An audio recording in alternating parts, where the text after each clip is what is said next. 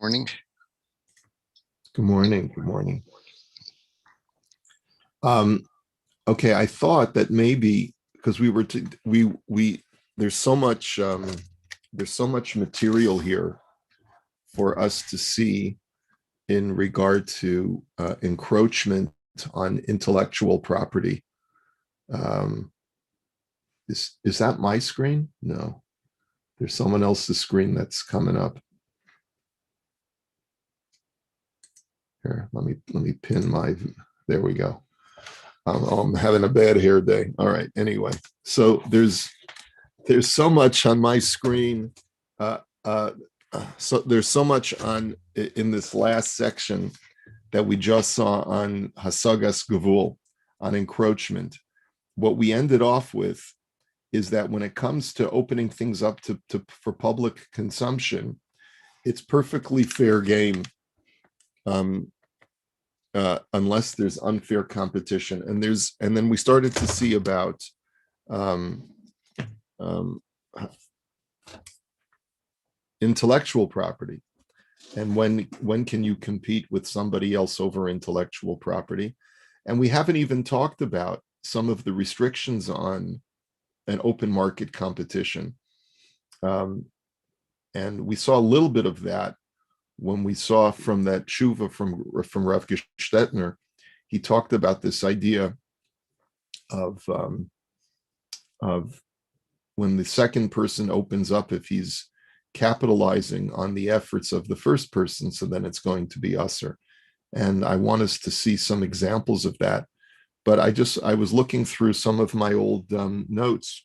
I gave a few years ago, I gave a 3-part shir on intellectual property, and I just wanted to look over there's a whole huge sefer that was put out a few years ago that I happen to have. It was put out, I believe, by the Kloisenberger Hasidim, by someone in Kloisenberg, someone in Kiryat Sanz in Netanya, not far from where Rabbi Taub lives, about all of these issues of intellectual property. And there's a ton of stuff here. But um, one of the more fundamental sources is from Rav Moshe Isserlis, who's one of the authors of the Shulchan Aruch. He was the chief rabbi of Krakow in Poland in the 16th century. And so it does go quite back, and it'll help us understand a few issues. So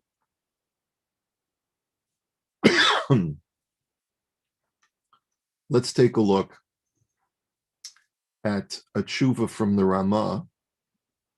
He says, "V'holu birarnu v'hochachnu." I'm coming in the middle of a tshuva, and he's going to give us 4 basic foundational principles when it comes to intellectual property.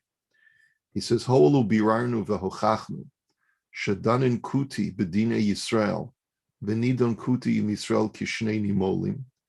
That when it comes to a dispute between a Jew and a non-Jew, and they go to a din Torah, you have to judge the non-Jew in the same way that you judge the Jew. The Jew doesn't have an automatic advantage.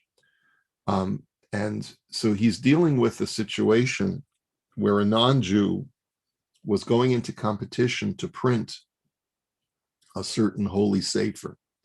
So navo unikafetz el hamakom asher divarenu holchim l'sham unedaber al hamasa asher naase ba'olam. So let's talk about the situation which has brought us to this whole discussion. Hinehu ish ba'aretz lo'ez asher noda shemo b'merchakim. There's a certain man who's a stranger, meaning that he's not Jewish, is very famous. Dalo dalamayim amukim, meimav mitukim, gozeru mikayim, barchehu shochen shechakim. I'm sorry. This is not a Gentile. It's a person from another country who's Jewish, and the Ramah is praising him and basically saying that, in very flowery prose, He's a great person, and he is very, very deep, and God has blessed him. Hu ha'ilan hagadol asher piryo ma'achal ve'alei l'trufa. He is the great tree who has delicious fruit, and his leaves can be used for medicinal purposes. In other words, a metaphor for a person who's truly great. Imratot tzrufa, hu harav hagadol hagaon moreno harav meir mi Padua. This is a great rabbi of the times of the Ramah, Rabbi Meir of Padua. V'hine sam magamotav rayonav u'machshavotav v'hishtatef im echad me'anshei artzo u'migdoleha dahainu yentelomer. He joined together in partnership with someone from his own town, a guy named Yentelomer, v'hu echad min madfisei hasfarim, and he's a book publisher, and this is from Venezia, from Venice. The Ramah mi Padua is an Italian city, and so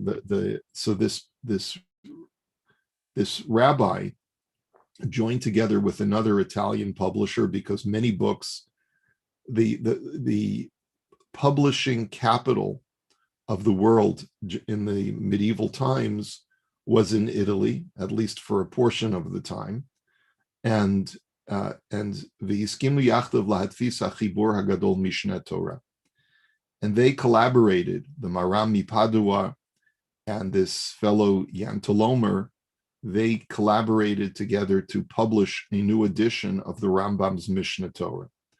Asher chiber harav hakolel ha'amiti Rabbeinu Moshe ben harav hamufak hadayin Rabbeinu Maimon, and basically identifying that it's written by the Rambam.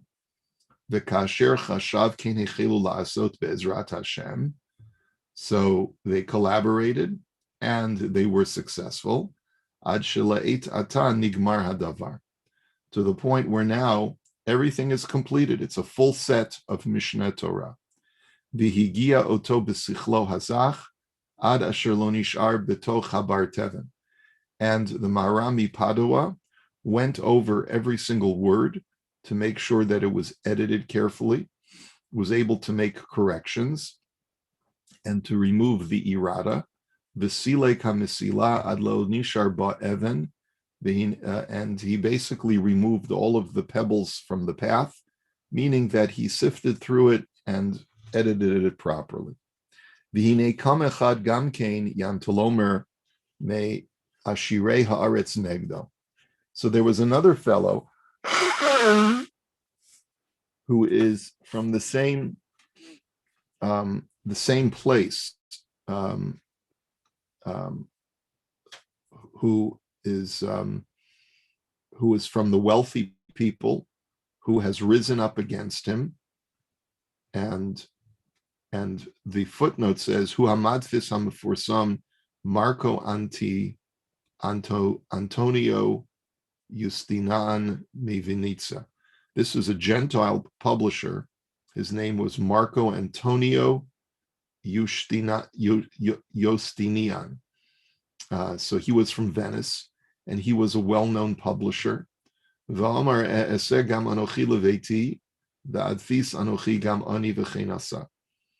he said, why don't I do the same? I mean, if the Mishneh Torah is a popular book among the Jews, I might as well go ahead and publish it as well, and I'll make a nice profit. And so he went ahead and did so. Me'ito she'oseh davar zeh al ma shelo nishtatef imo hagon hanal. So the complaint now is lodged against him that he has done this independently of the Maharam mi Padua. V'oseh davar lahachis u'lechalot mamon hagon hanal chas v'shalom. And he is causing a financial loss to the Maharam mi Padua, who has invested so much in this publication. And now he's going to have a competitor who might be able to undercut him because of his established publishing house, and could cause him financial ruin.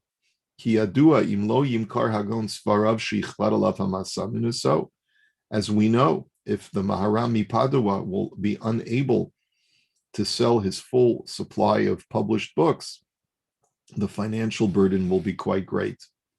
Because you can imagine, books were very expensive to publish. You needed to charge a lot of money for books and just to cover your costs.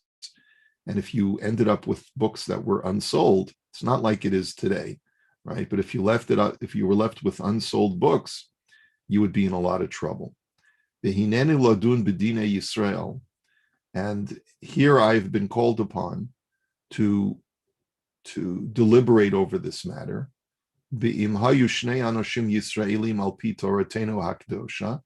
What would be the halacha if these two men were Jews? And I would like to demonstrate that the Maharami Padua would be correct in being able to block this second publisher from publishing the same sefer. But in order to explain this properly, I need to get across 4 separate points. But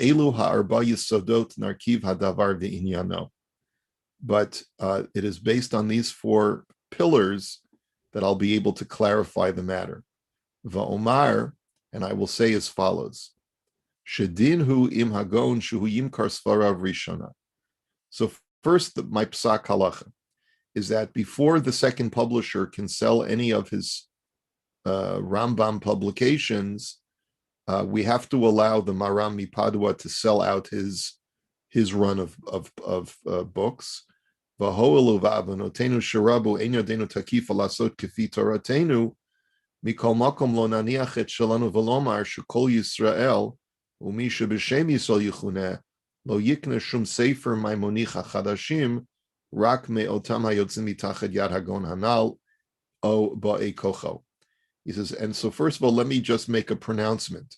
We were unable to prevent the second publisher from publishing the Rambam because the Italian government gave him permission to do so.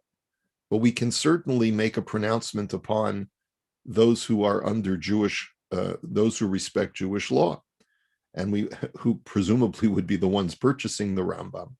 And we shall say that you may not purchase the second publication until the first run that was published by Maharami Padua is completely sold out. V'hume arba'at te'amim. And it's for the following 4 reasons. So before I go any further, Shmuel, are you on the line? Shmuel Figder.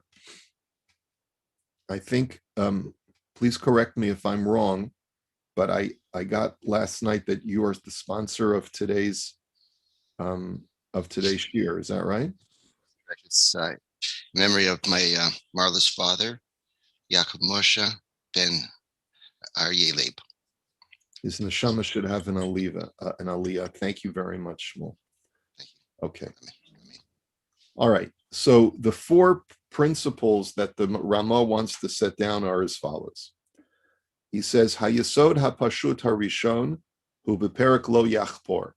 So the first principle that we would like to lay down is from the Gemara in Bava Batra, Amar Rav Huna, Hai bar mavua de'okim rechaya. Rav Huna says, if the member of one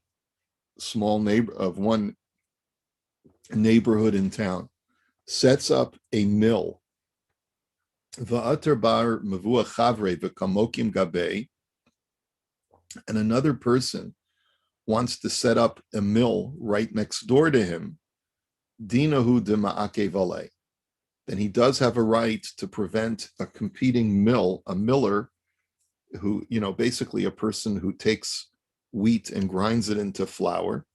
Okay. The first person does have the right to prevent him from setting up shop right next door to him.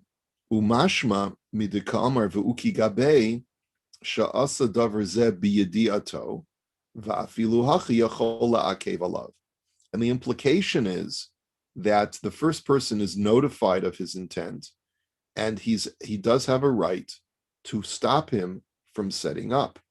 Imkain, so that's the first principle.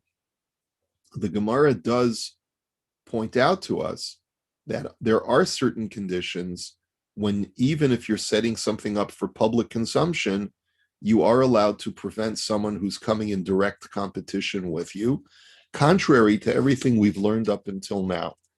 And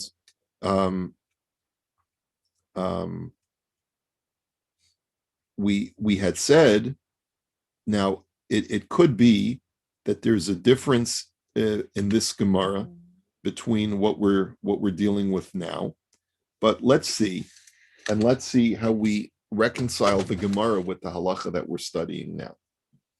So therefore, imkein harei lefanenu she midinenu ein lo la yantalomer sheni litfos ze klal. If that's the case, then the second publisher really had no right to publish the Rambam. V'hagaon hanal haya yachol la'akev alav kefi shehochachnu la'el. And therefore, the Maharam Mipadua did have a legal right to prevent him from publishing and distributing his book. V'chein mitzvah la'dayanim shel Yisrael, and that's the way Jewish judges should comport themselves. Rak sheba'avonot yadam takifa aleinu, mikol makom na'aseh ma she'aleinu mutal la'asot v'nachto chadin kideprishit. But the only sort of fly in the ointment is that the secular government gives permission to the second publisher to print his sefer. We can't stop him from printing it, but we can certainly tell our communities to not patronize that the purchase of that sefer. Okay, so the first thing is that there are certain circumstances where you can stop someone from setting up shop right next door to you.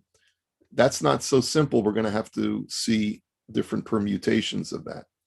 Hayesod hasheni hu chad kal haholech kidmat yushar v'hu gam kein beperek lo yachbor de garsinan sham. The second principle that I want to lay down is very, very straightforward, and I guess sort of chad. It's very sharp. It's very simple. Haholech kidmat yushar. It's a very straightforward principle, which is also in the Gemara that it says over there. Rav Dimi mi Naharda aiti grogorot basvina. That Rav Dimi from Naharda was bringing dried figs. He was transporting them on a boat. Amarle reish galusa l'Rava puk chazi itzur v'merabanan nikot le shoka. And so the exilarch, who was the political leader of the Jewish community, said to Rava, if this man who has just arrived in town with a shipment of figs is a Torah scholar, then go ahead and open up the marketplace for him. And v'hofia lanu or gadol Rashi zal b'pirushoshim efaresh. Nikot le shoka, what does it mean? Open up the marketplace. What the Reish Galusa was basically saying is that I want you to give preferential treatment to a Talmud Chacham. If he is a Torah scholar, then you should make an announcement that no one else should sell figs until this man has sold out his supply. V'chein garsinan b'nedarim, and that seems to be the same story that appears in Tractate Nedarim. Amar Rava shori litzurvim merabanan laodui einaf she'lomeimar tzurvim merabanan ana shorili tagroi bereisha, which is the statement that the Gemara says that a scholar is allowed to reveal that he is a Torah scholar, and he is allowed to request that everyone should be that all the other merchants should sort of allow him to go first and sell his wares. And how do we know this? V'nei David kohanim hayu v'chi kohanim hayu elama kohen notel chelik barishon barosh av talmid chacham notel chelik barosh. And we know this because there's a pasuk that says that the sons of David were kohanim, and we know that David himself was not a kohen. So how could you tell me that his children were kohanim? What that pasuk teaches us is that they were like kohanim in that just like a kohen gets the first tithe, so too a Talmud Chacham is entitled to first dibs. And so this is a second principle that the Rama wishes to lay down in support of the Maharam Padua's exclusive on the sale of the Rambam, which is B, that he's a Talmud Chacham. And as a Talmud Chacham, he does have preferential rights. Im kein gam kein nuchal lilmod mizeh, be'im dishnehem Yisraelim dina hachi, hu shahagon hanal yimkar shalo barishona. That if there were two Jews, but one of them was a Torah scholar, the Torah scholar would have preferential treatment. Af'ata afal pi shedino nami hachihu, mikol makom hayen tolomer lo yikabel olav hadin, v'lachein tzrichim ligdor geder shelo yikne v'chulei. Now, in our case, since the second publisher is a Gentile and he does not submit himself to Jewish authority, we therefore have to impose this rule on externally and basically tell the market not to buy from the second publisher until the Maharam's works have been put out. So first of all, there's a principle of unfair competition. Second of all, there's a principle that a Talmud Chacham gets first rights. And now let's go to the third principle. Hayesod Hagadol Hashlishi. The third principle is Hinehu b'medrash Toras Kohanim Parshas Bahar. It says in the Medrash, V'chitim karu mimkar la'amitecha o kano v'gomer, that when you do any purchases or sales, limda Torah di'imbata liknot kanei miyad amitecha v'chein lemechira.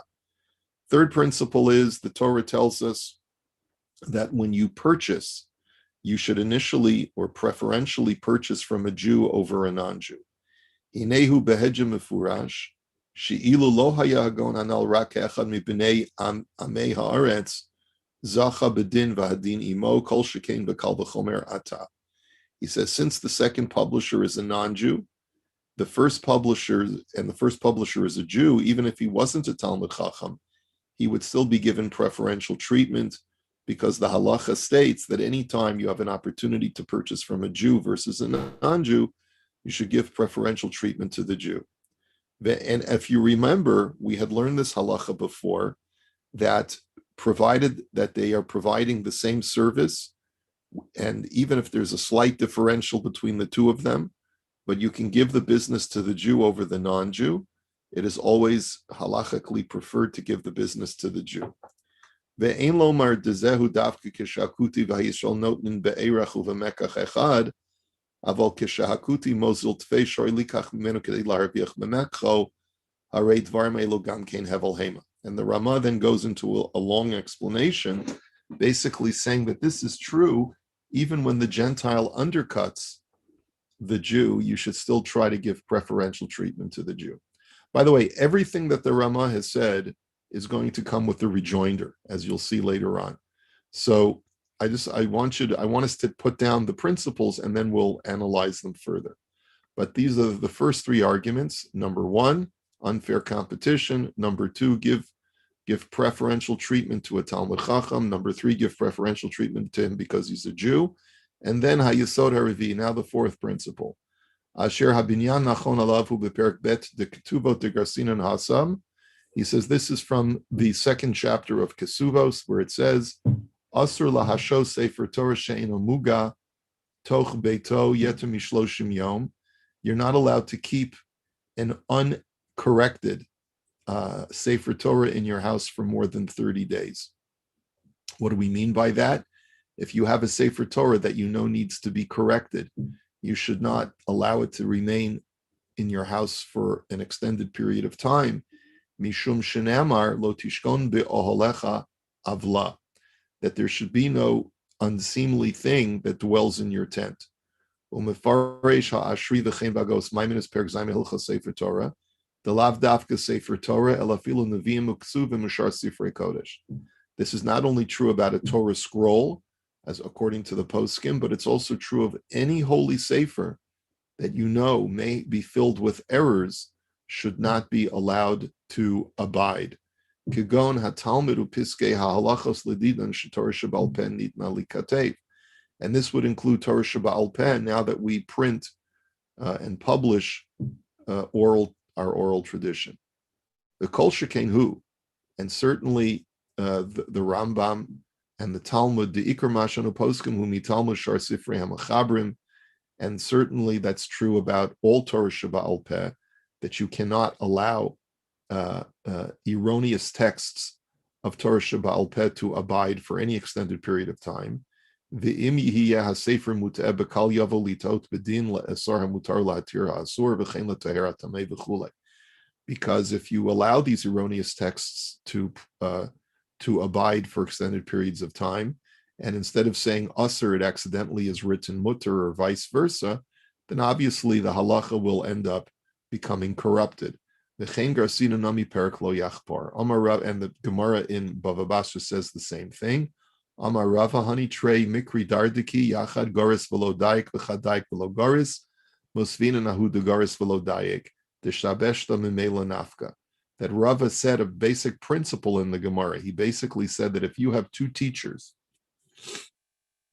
and one knows how to learn well, meaning that he's a Talmud Chacham, but he's imprecise in the way that he communicates and he explains things, and one is a greater communicator, but he's not as great of a scholar, then you should always, Hani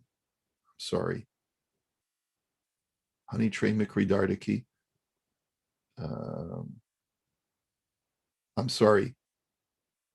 He says that the first opinion says that you should hire the teacher who's the greater scholar.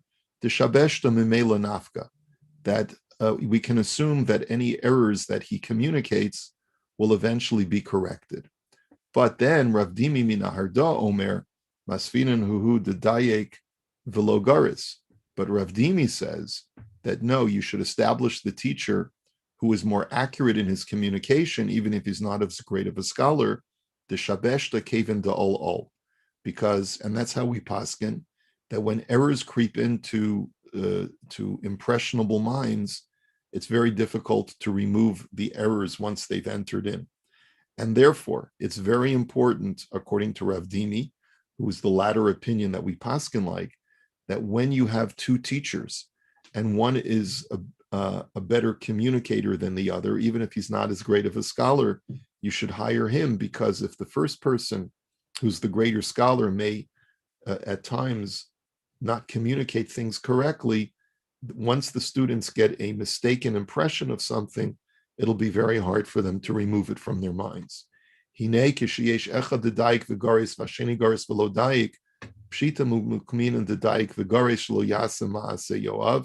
So it's very clear that, and there's a biblical figure named Yoav ben Sruya, who was David's general of his army, who made a fundamental error based upon on a misreading of a pasuk.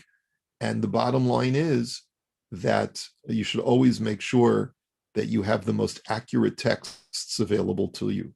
And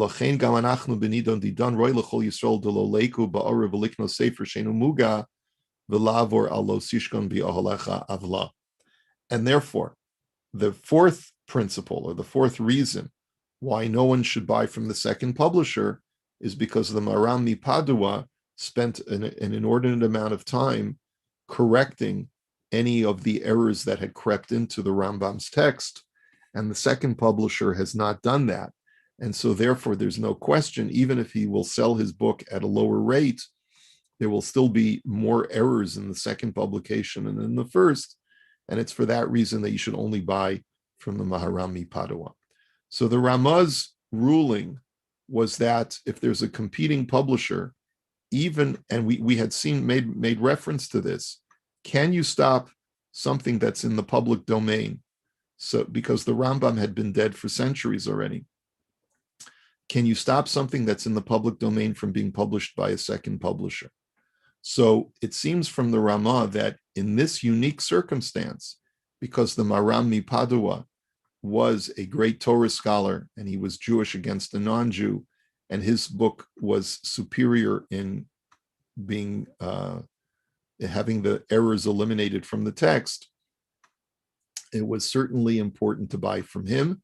But the first principle that he laid down dealt with unfair competition, even if everything was equal. in that once someone has invested a tremendous amount in setting up shop, you're not allowed to come in and take away their business if it's going to cause them financial ruin. And so that part we still have, there's still a lot of ambiguity, and we'll try to get more clarification with looking at more sources as we continue along this discussion. Okay, we'll hold it here. There's a lot more material here, so we will get to it soon. All right, and